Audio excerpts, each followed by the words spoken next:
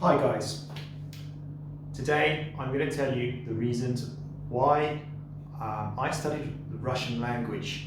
I have already made this video in the Russian language. I'm now making it in English.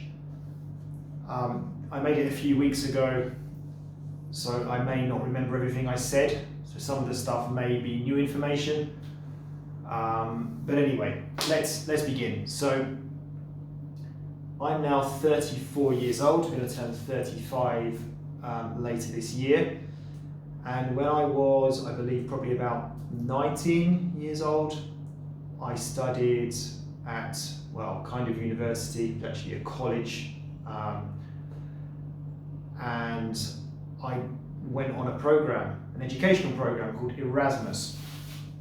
And I was given a list of countries and universities that I could choose to study at. And my dad wanted me to go to Latvia. I kind of wanted to go to somewhere in Hungary. I didn't really mind where I went. I just wanted to kind of go somewhere different, kind of more Eastern kind of Europe, where I hadn't been before.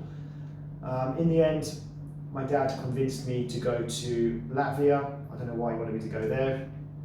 Can't think of the reasons why. I think he just kind of said it's kind of going to be a bit different there. Sort of very much, not the norm, should we say, what I was used to. So yeah, off I went to Latvia. I studied in Riga. I say studied, it was more like, yeah, I studied. I didn't really study much. I just messed about. I used to travel around quite a lot. It was only for one semester, so that's what, it was about 3 months, 3.5 months. So I wasn't there for very long. And yeah, during my time there, I travelled to places like Lithuania, Estonia, which are obviously the neighbouring countries, the Baltic countries, and around other little towns and stuff in Latvia. However, I also wanted to visit Russia, as it was so close. And the city of St. Petersburg was just a stone's throw away. So I got myself a Russian visa, which was very easy to do at the time. Did it through a travel agency in the centre of Riga. Just gave them my passport, paid some money, came back, whatever, a week later, picked up my passport with a Russian visa inside. So yeah, I took a bus, or as we say in British English, a coach, from Jurmala, which is actually where I was living. It was literally right outside my room. I was like living in a kind of hostel, and there was like a bus station there. Well, not really a bus station, it was a train station. But the Eurolines coach started from Jurmala. I was the only passenger getting on at Jurmala. In fact, I'd ordered the bus specially to start from Jurmala. And then it went on to Riga, which is nearby, and then on to St. Petersburg. And I remember we were traveling through the night, so I remember falling asleep after we passed through the Russian border, after we got my passport stamped. And I woke up in the early hours of the morning on the outskirts of St. Petersburg. And when I woke up, I was like, what is this? This is incredible.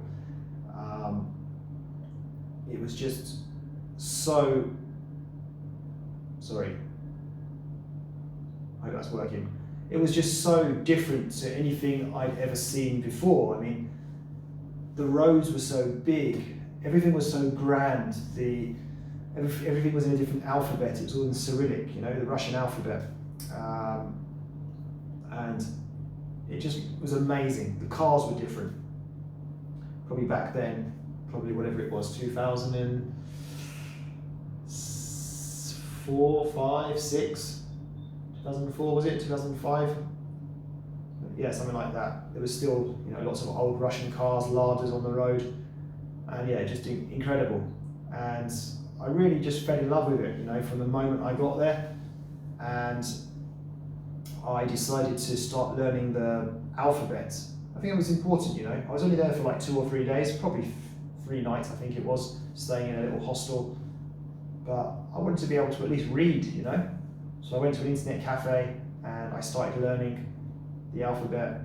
so basically just compared it to to the Latin alphabet. And yeah, it wasn't difficult to learn. I picked it up, I don't know, within about an hour, just sitting in the internet cafe, just repeating it and stuff. And then when I left the internet cafe, I could start to read things. Yeah, I couldn't understand much, but it was really useful, like when you're traveling on the metro, trying to find metro stations, knowing which stop you want to get off at, things like that. And yeah, I got a real buzz from it. And I really enjoyed my time in St. Petersburg. I went to the Hermitage, which I found really boring. To be honest, that is true. But I just really enjoyed being in the city. It was a really, really cool place to be. I bought a lot of CDs, which were popular back then, 15 years ago or so. Really, really cheap CDs. They're probably fake, thinking about it now, but I didn't care. Got loads of really decent CDs there for next to nothing. I just had a really good time. I don't remember kind of meeting anyone there. I was just on my own.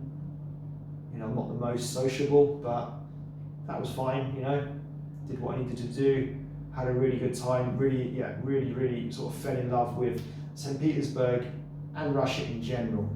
And from then on, I started to,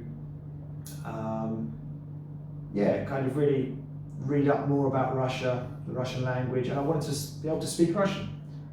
And that's basically it. So the reason that I could speak Russian or decided to learn Russian was simply because of my 3-day trip to St. Petersburg. I just fell in love with it straight away. So anyway, I went back to Latvia, finished off my time studying there, and then went back to the UK, where I started learning Russian at some language schools, evening schools, which wasn't really serious. It was like once a week for 1 hour or 1.5 hours, 2 hours, I can't remember. But yeah, it wasn't really that useful for me. My Russian really started to improve when I went to Belarus, to Minsk, to the Minsk State Linguistic University. I went there for 5 months, and then back for another 10 months. I also, before that, whilst I was in London, I did actually go to some Russian tutors, like private one-to-one lessons. And yeah, and now I've been living in Kazakhstan for like the past 8 or 9 years. So I've been practicing my Russian, every day. And yeah, my Russian's not as good as probably it should be, but I'm still relatively good. I don't like judging myself. I don't like to kind of say what my level of Russian is. It sounds weird me saying it. It's not really for me to say. I think it's better when other people sort of, judge my Russian. But yeah, my Russian's all right. I still want to keep improving, but I don't really want to be taking lessons. Just want to kind of improve by picking up new words, improving my grammar. I make a lot of mistakes because it is quite difficult. But yeah, that is my story of why I learnt Russian. And to this day, I really do still love everything about the Russian language and Russia and the former Soviet Union in general. In terms of actually being in Russia, I haven't been there. I haven't spent many days in my life in Russia, put it like that. As you know, I was in St. Petersburg for 3 days. I've never been back since. I kind of don't want to go back. I kind of don't want to spoil it, It's like, I've been there, that was how I fell in love with Russia. But it's like, from the other side, I would kind of like to go back as well, because it is such a great city. I've been to Moscow twice, on very brief visits. I've been to Kaliningrad once. I've been to Smolensk. Yeah, I've been to Smolensk on numerous occasions, maybe 5 or 6 times, because it's right next to, it's very close to Minsk, where I used to study, so I could easily just go over there and cross the border. There's no border checks there. And I've been to the Bryansk Oblast, to 2 places, Klintsy and Novozibkov. They're just small little towns. And I've been to Saransk, and I went to Saransk for the World Cup a couple of years ago, and I've been to Penza as well, which I really liked. I do like Penza. But like I say, they're very, very short visits. I've never lived in Russia or anything like that. Just been on a few short visits there. And yeah, that's basically it from me. So I hope you enjoyed my little story. And yeah, if you did enjoy it, please like and subscribe if you haven't already. Пока.